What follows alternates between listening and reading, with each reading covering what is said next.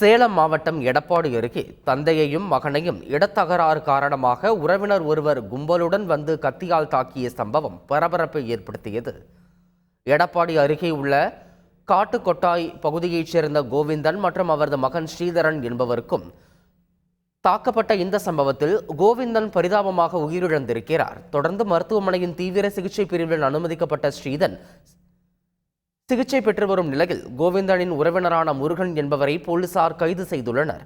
விசாரணையில் தங்களுக்கு சொந்தமான இடத்தில் கோவிந்தனுக்கும் முருகனுக்கும் இடையே வழித்தட பிரச்சனை இருந்து வந்தது தெரிய வந்தது. இதில் சம்பந்தப்பட்ட நிலத்தில் உள்ள மின்கம்பி வேலிக்கு மின் இணைப்பு கொடுத்து அதன் மூலம் கோவிந்தனை தீர்த்து கட்ட முருகன் திட்டம் தீட்டியதும் அம்பலமானது.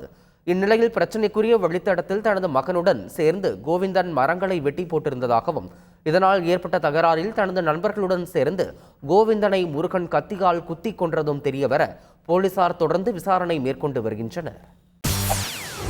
செய்திகளை உடனுக்குடன் தெரிந்து கொள்ள உடனே சப்ஸ்கிரைப் பண்ணுங்க.